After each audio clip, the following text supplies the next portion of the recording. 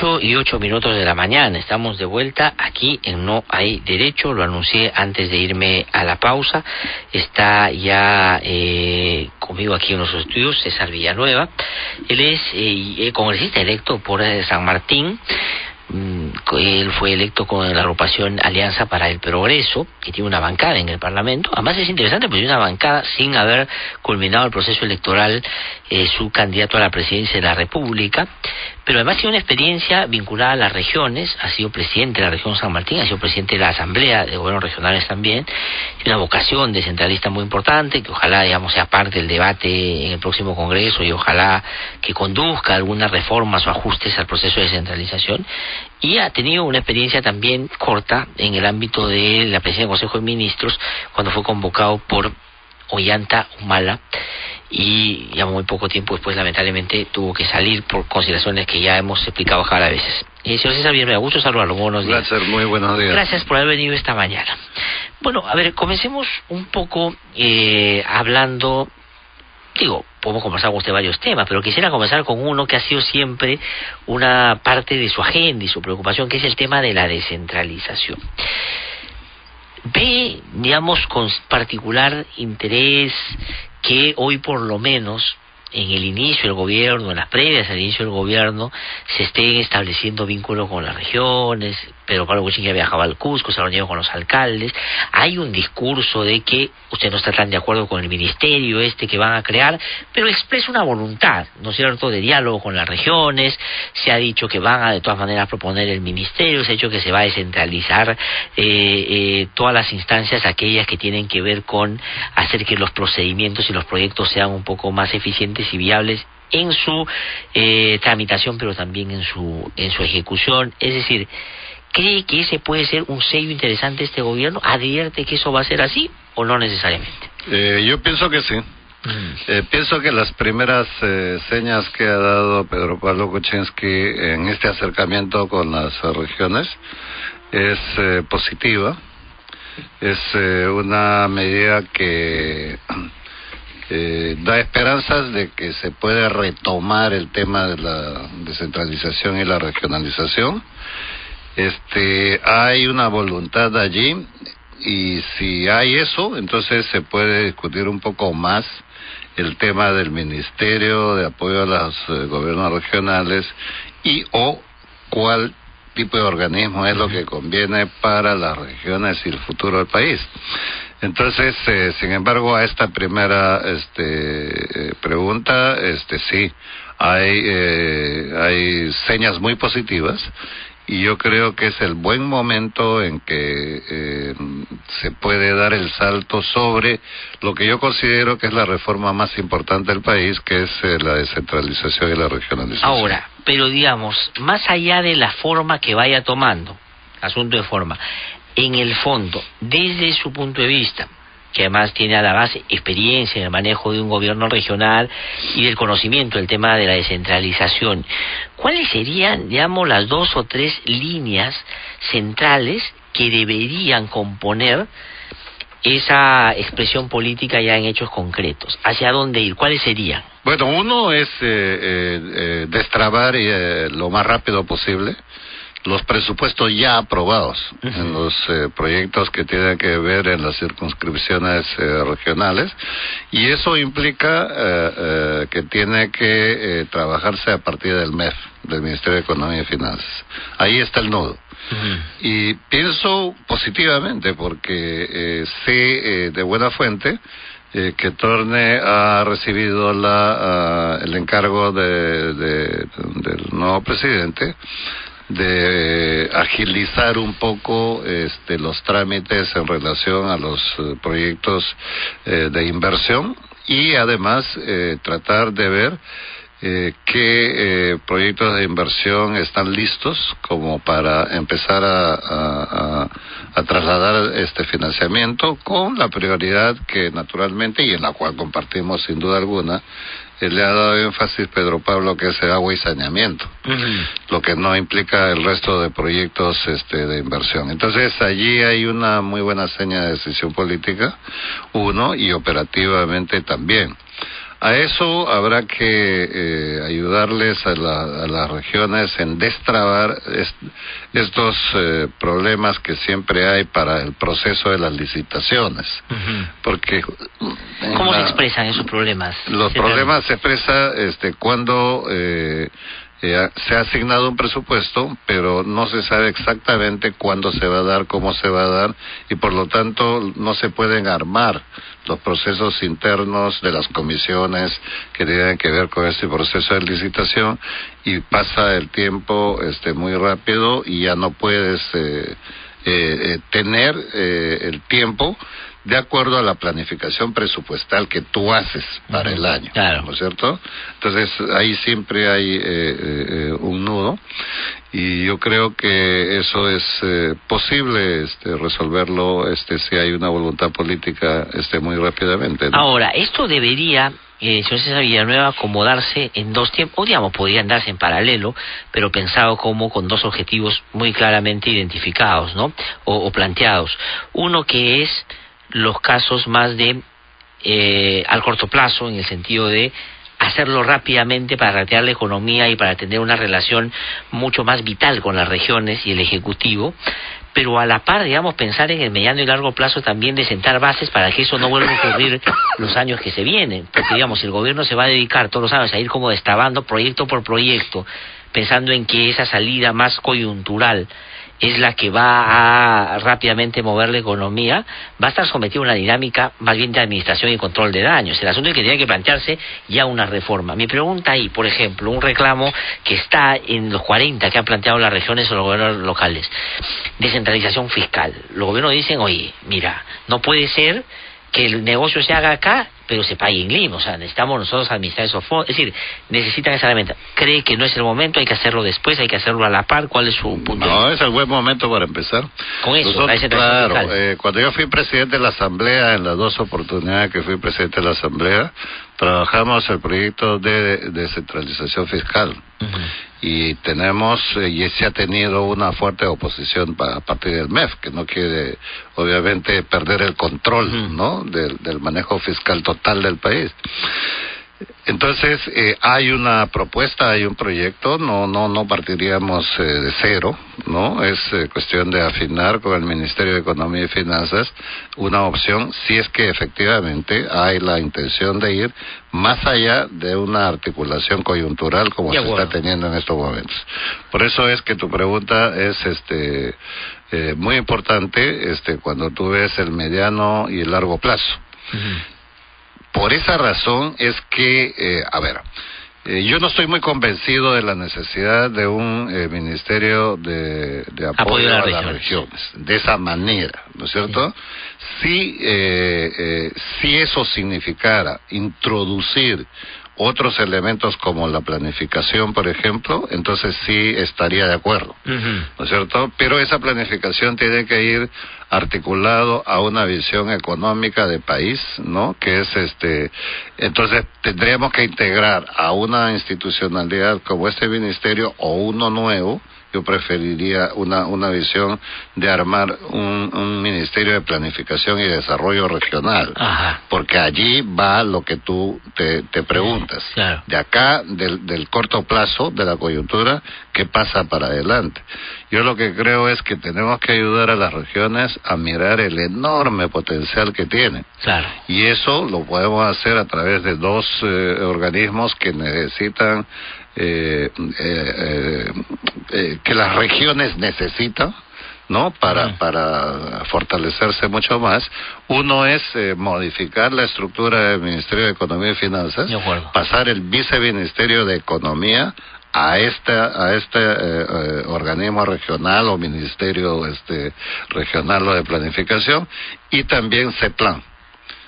De tal manera de que a partir de eso tú vas a tener una visión integral del país, pero al mismo tiempo con operadores concretos que vienen a ser los gobiernos regionales, y articulado obviamente al Ejecutivo. De acuerdo. Esa es una estructura que... O sea, lleva un plan con su pan bajo el brazo, el plan aquí, exactamente, y el recurso asegurado para ese plan, y que ese plan establezca un diálogo pues con los otros sectores, con los otros... Exactamente. Ya. Si el apoyo es solamente coyuntural, no estamos avanzando mucho. Ajá. Necesitamos que las regiones sepan lo que tienen, y por eso el tema de la descentralización fiscal cae perfectamente allí, con mucha fuerza. Y eso lo que va a hacer es, hay un temor intonso, porque no se conoce bien el tema de que las regiones serían un freno para determinadas inversiones, ¿no? Hay muchos factores por los que se señala eso.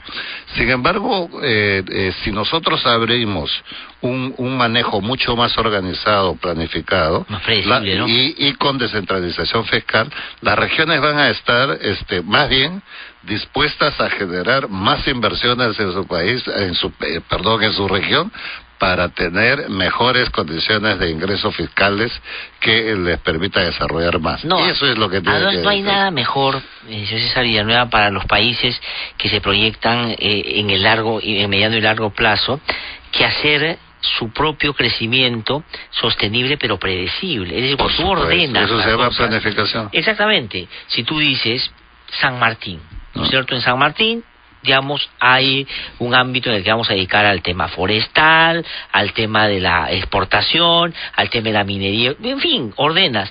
Entonces nadie va a tener problemas con eso, porque todos van a saber que eso se va a hacer de todas maneras. Y lo que no se logre determinar como que va a impactar regionalmente, sencillamente no se hace y se ve otra manera de compensar económicamente. Pero mi pregunta ya va un poco más a la política, más pragmática, si uno quiere. ¿Será que porque digamos, tampoco hay que engañarnos mucho con Peruanos por el Cambio? Es un partido muy débil, no tiene, digamos, una estructura orgánica nacional y va a requerir echar mano de algunos aliados. ¿Es un ingrediente fundamental para impulsar un proceso de centralización el hecho que Peruanos por el Cambio requiere un respaldo más político a nivel nacional a falta de un partido que pueda ayudarlo en esa tarea? Inclusive algunos han dicho que como tiene a un fujimorismo en el Congreso, que hasta ahora no, digamos, tiene un comportamiento que uno pueda decir, por lo menos, pues, amable formalmente en términos del nuevo presidente, él está pensando en gobernar un poco más con las regiones y los gobiernos locales, digamos, figuradamente, no es que va a dejar el al Congreso, pero ¿eso ayuda o no? Tremendamente. Pero mucho más allá que ver la coyuntura del manejo político por el cuadro que hoy día tenemos. Ajá. Hay una necesidad de rescatar, ¿no es cierto?, lo que la Constitución te señala, tres niveles de gobierno, local, regional y nacional, pero eso está solamente en el enunciado de la Constitución. Sí. En esta modalidad que sugiero, se puede hacer la articulación operativa y tener un país realmente poderoso, además de consistencia institucional democrática, no es la democracia de los partidos políticos, ya ha mostrado su enorme... Ni solamente el Congreso, como ni solamente el Congreso, ¿no? Sino que tenemos que tener un país absolutamente articulado e integrado a las decisiones políticas en el rincón más chiquito. Ajá. No hay que tenerle temor a esta decisión corporativa de las prioridades que se pueden tomar en el país, porque es el mecanismo que ayudaría a fortalecer no solamente un mejor gobierno, sino además promover fuertemente el crecimiento de inversiones a nivel de las regiones y a nivel del país. Ahora, yo lo planteo también en el sentido siguiente, porque Pedro Pablo Kuczynski, cuando está en el Cusco y se dirige a los gobernadores y a los alcaldes, lo que dice es: permítame, digamos, estoy parafraseando, no es literal, pero le dice: hacer una alianza, hagamos una alianza por el país, para que esto que estamos ahora conversando también se escuche en el Congreso. Entonces el mensaje es claro, es decir, ayúdenme ustedes a generar una agenda y respáldeme políticamente, y ayúdenme a diluir si es que en el Congreso hay alguien que quiere obstaculizar esto. Es decir, está buscando un respaldo político para que el Congreso no sea el único escenario donde se genera alguna correlación favorable o no para la reforma que está planteando. ¿Eso es viable políticamente? Es decir, ¿sería útil? Totalmente. ¿Sería útil hacer eso? Es una política inteligente. Sí. Yo soy de la firme opinión de que el país, lejos de tener una visión parcelada y sectorializada, tiene que tener una visión territorial. Y esa visión territorial convertido en política. ¿Qué quiero decir con eso? Por ejemplo, si nosotros vamos a tratar el nivel de leyes en el Congreso, dejarnos un poco de hacer del Congreso una fábrica de leyes para cualquier cosa, sino más bien planificar el futuro del país. Y eso implica, por ejemplo, a mí el hecho que haya una gran mayoría de un partido, no tengo una preocupación, sí que en efecto cada representante va a tener digamos, la lealtad con su propia región sobre lo que debe hacer para progresar. Me explico. Territorialmente tendríamos que ver, por ejemplo, el tema de Amazonía. La Amazonía, es 60% del país es amazónico, sí. Sin embargo es marginal a las políticas públicas. Para los que no saben, tenemos políticas públicas de siglos atrás, sí. Todavía adornándose, actualizándose, pero en esencia es la misma zona de conquista. Sí. De la zona de conquista del Dorado y todas esas cosas hasta ahora, ¿no es cierto? Entonces tú necesitas recambiar un territorio tan potente en lo que es ecología, biodiversidad, en tema de recursos, en tema de planificación espacial, etcétera, y necesitas entonces propuestas más modernas que por ejemplo el tema de las exoneraciones. El tema de las exoneraciones es un mecanismo de incentivos pasados, ¿no? Ahora necesitamos otros mecanismos que incentiven la inversión dentro de estos territorios, y esa propuesta tiene que ser una propuesta conjunta, no de camiseta política, sino de una visión amazónica del país para integrar realmente y sentirnos que estamos efectivamente manejando territorialmente el país. De acuerdo, pero esa lógica de territorialidad y de ojalá reivindicar la representación del Congreso y la gente, porque la distancia ahora es enorme. Por más que se haya elegido recién congresistas, la percepción de la gente es que ese Congreso no representa a la gente. Por más que, y eso es paradójico, porque acabo de elegirlo, pero nos quejamos de que no va a representar a todos. Mi pregunta entonces va por el lado siguiente. Uno tiene, voy a poner el caso del Fujimorismo, que es el caso más notorio, tiene 73 congresistas. Entonces usted lo que dice es que si hay un arraigo, digamos, de representación de su gente, una visión territorial de la representación, pero también del conducir a un Estado más eficiente a la región desatendida, esa lógica de bancada obstruccionista se puede diluir porque la gente va o debería pensar más en su región que, digamos, en ese tipo de cosas. Naturalmente. Y allí, mira, bien trabajado, ni siquiera va a debilitar a su propia organización política. Al contrario, no hay ningún partido político que haya hecho una campaña de contra el desarrollo, contra el crecimiento, ninguna. Entonces vamos a poner en el tapete todo lo que tú has dicho, tráelo acá, vamos a formar una propuesta legislativa en conjunto, en paquete, que nos permita trabajar. Por eso es que yo he dicho que yo tengo interés de participar en aquella comisión que hasta ahora es la última rueda del coche, que se llama la Comisión de Descentralización. Sí, pues. Porque la Comisión de Descentralización no tiene que ver con manejo de recursos, con inversiones, con presupuestos y nada. O no le da protagonismo y televisión a la gente todos los días. Exactamente. ¿No? Entonces, sin embargo, yo sí estoy totalmente convencido, ¿no? Totalmente convencido de que se debe convertir en la comisión más importante para respaldar al Ejecutivo en una visión de conjunto de una nueva forma de gobernar. De acuerdo, le hago una pregunta entonces muy puntual ahí que tiene que ver con la coyuntura, pero apunta a estos temas de fondo que estamos hablando.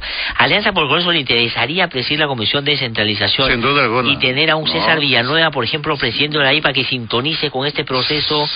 Sin duda alguna. Yo he sugerido a nuestra bancada Ya. Que haga el mayor esfuerzo posible para tener esa comisión de descentralización y poder aportar al país. No hemos conversado en la presidencia, no, pero, acuerdo, sí, pero digamos, sí la necesidad de que Alianza para el Progreso tenga la marca, el sello de la descentralización en este país. Y si este gobierno quiere caminar en esa dirección, digamos, de alguna manera compatibilizar con eso y fortalecer ese proceso. Sería muy sin duda alguna. interesante en términos de país. Entonces, a ver, para resumir un poco, si he logrado entender bien este asunto. Es decir, usted lo que cree que aquellas bancadas, pongo un ejemplo de Fujimori que es el más grande, el más notorio por la cantidad de personas que tiene, ¿puede el liderazgo partidario tener una intención política de no colaborar con tanto interés con el gobierno, que es una posición política, pero que sus propios integrantes, por una necesidad de representación y de responder a su gente en las regiones, van a internamente forzar un debate para que de todas maneras esos temas esta bancada, digamos, apoye? Porque yo estoy, Rosa María Palacio lo decía así hace un rato, ¿no? Por ejemplo, los representantes de Cajamarca, hay 2 o 3 que vienen del fujimorismo, pero son muy cercanos al movimiento social de Cajamarca, inclusive a Santos. Yo no creo que esos 2 o 3, por un apego ideológico, partidario a una labor que el fujimorismo quiere hacer de no colaboración con el gobierno, vayan a decirle a Cajamarca, en realidad yo no voy a hacer nada porque mi partido dicen que hay que tener esta actitud, se va a tener que responder a la gente. ¿Usted cree que los comunistas van a forzar un poco a que la agenda responda al país? Sin duda alguna. Sin duda alguna, y sería altamente positivo para el país. Por eso es que, a ver, en este gran proceso lo que va a hacer es que por fin un Congreso articule con la población, porque en estos momentos tú tienes un Congreso divorciado de quienes representan. La representación es de la población, que te encarga. Sí. Muy bien, entonces, pero esa representación, entonces tienes que acercarla como una bisagra real, ¿no? Para que la población pueda determinar qué impactos negativos, positivos, puede tener una ley que tú puedas hacer. Ajá. No es lo que el congresista y su equipo de asesores claro. Pueda decir, oye, esta ley es buena.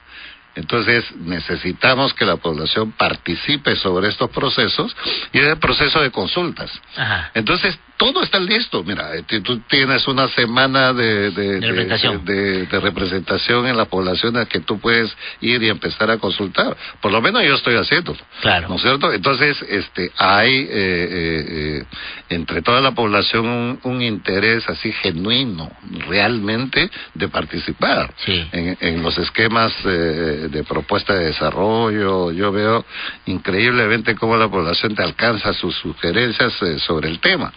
Entonces, están dadas las condiciones sociales. Yo creo que cualquier político que tenga dos dedos de frente y sentido común, lo que va a hacer es, sí, tú quieres una reconocimiento sobre tu representación en tu región, lo que tienes que hacer el trabajo con tu región en las leyes. O sea, están a prueba las bancadas en este periodo de cara a que tanto le dan espacio a una representación más efectiva, digamos. Tiene que darla porque, mira, primero por la importancia que significa para una nueva visión de país y cómo tú utilizas un legislativo en función a mejorar la calidad de leyes que tú necesitas, no tanto la cantidad, sino la calidad de leyes.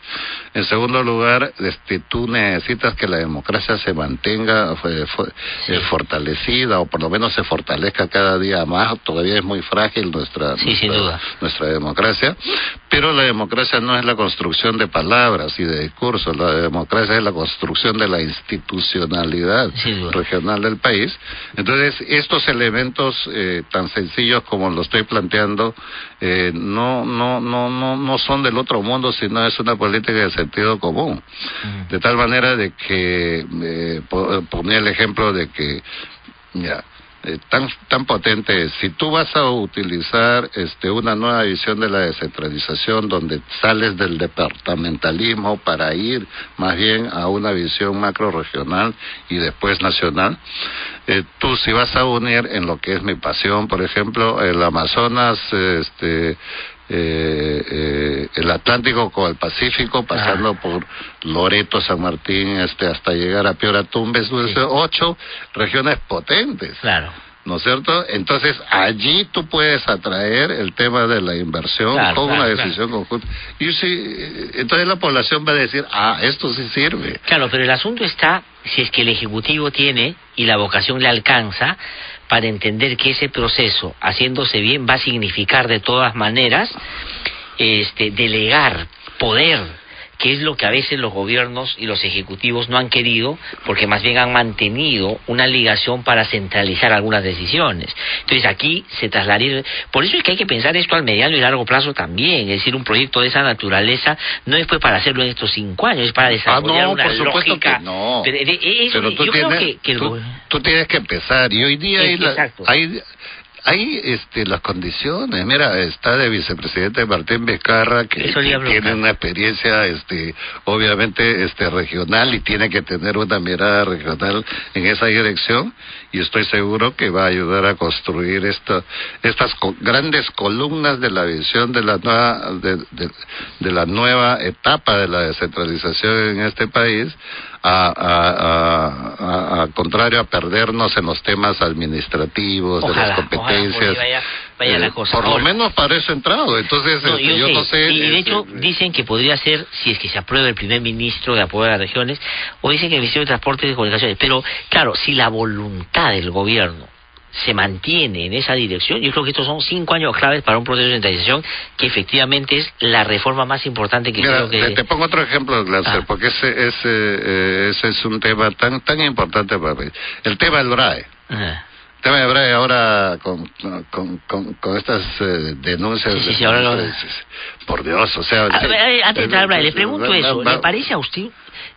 Digamos, a mí me ha sorprendido, y yo he dicho que no solo es una aberración jurídica, democrática, antidemocrática, sino es inconducible, es una estupidez realmente lo que hacía. Pero el ministro salió a defenderlo. El ministro ha dicho que se han tomado su tiempo para denunciar y ha dicho que lo volvería a hacer si le toca. Mi pregunta es, usted que el tema, ¿qué le parece eso? ¿Le está de acuerdo con la denuncia que han hecho a la gente de Pandora? ¿Va a estar no, en lo absoluto no tiene ni pie ni cabeza. No tiene ni pie ni cabeza. O sea, están confundiendo absolutamente las cosas que nada tienen que ver con una secreta de Estado. O sea, las cuestiones operativas que tienen que ver con administrativamente. Tiene que dar cuenta corrupción. Claro que sí. Entonces eso más bien tiene que investigarse mucho más. Ahora, ¿no? pero dicen algunos, dentro de los cuales me incluyo yo, que esto no es en realidad por la denuncia esa que han hecho solamente, sino es que ya el presidente y su esposa, sobre todo porque Panorama ha sido un programa que, digamos, ha sacado muchas investigaciones de Nadine Heredia, del presidente, y claro, no debe estar en la lista de aprecios del presidente, no va a ser los primeros que vaya a saludar después que sale el gobierno. Entonces, como que le han pasado la factura con esto, y que Pedro Cateriano como primer ministro y este ministro de Defensa han sido solo los que han ejecutado un poco lo que el presidente y su esposa le han dicho que hagan con esto. ¿Puede ser eso o no? Podría ser, pero sería un error más, ¿no? Del manejo torpe políticamente en este tipo de cosas, ¿no? Porque está debilitando la imagen de un Ministerio de Defensa de la manera más absurda. De la manera más absurda, cuando es nuestros ministerios que deben conservar una imagen mucho más limpia y fortalecida, ¿no? Pero en este caso es sencillamente torpe, o sea, no hay otra expresión, porque no hay una justificación ni legal, ni técnica, ni nada, ¿no? En lo absoluto. Sí. Pero lo que yo quería decir... Voy a poner el ejemplo del BRAE, porque tengo ya solo unos pocos minutos, lamentablemente, porque Roxana Puebla justamente va a conversar con nosotros. Porque lo que quiero es convencer que esta tesis de trabajar en una visión territorial es la que le conviene al país y sería la más barata y la más eficaz. Por ejemplo, el tema del BRAE, lo que hay que hacer es que la mancomunidad de municipalidades que trabajan ahí debe ser el actor principal en toda esta lucha por su desarrollo. Ellos tienen que estar allí, no mendigando un presupuesto, sino parte de lo que, porque además muchos de ellos tienen canon, ¿no? Y aquellos que no tienen, el gobierno tiene que compensar y tiene que equilibrar, pero ellos tienen que ser los actores. No lo están haciendo ahora. No lo son, porque tú has nombrado un interventor de los programas de desarrollo. Allí has generado toda una burocracia gigantesca. Claro que sí. Entonces has creado una burocracia muy pesada allí, que finalmente no va para adelante en el tema de sustitución de cultivos, en el tema de desarrollo. Y para darte una idea, en el BRAE, en la zona de la Purímaca, hay un proyecto de hidroeléctrica de 750 megawatts, lo que significa, y está casi listo para entrar a los estudios finales, si es que tiene la anuencia del Ministerio de Energía y Minas, con una inversión de cerca de $1.500 millones. Entonces tú tienes energía, tienes gente, tienes buenas tierras, tienes tecnología, ¿cómo no vas a entrar ahí? O sea, el BRAE no es el infierno donde no se pueda entrar, ¿no? Ha sido un escenario de corrupción siempre. Pero, claro, entonces es mejor manejarlo reservadamente. Así es mejor que estén los militares, los políticos. O sea, digamos, es mejor manejarlo en emergencia que manejarlo en democracia. Entonces, en esta manera de que la población se integre, ¿no es cierto?, como un mecanismo ejecutor, planificador, ahí está. Está la organización, están los alcaldes, está la mesa servida. Lo que tiene que haber es una voluntad política de decir, entramos con desarrollo. De acuerdo. Ahora, yo tengo que terminar, pero preguntas, digamos, rápidas, para respuestas cortas también, agradeciéndole por supuesto su gentileza. ¿Qué tienen más coyunturales, probablemente? Mesa directiva, ¿van a participar ustedes si es que no está? Pero no hemos decidido todavía como bancada.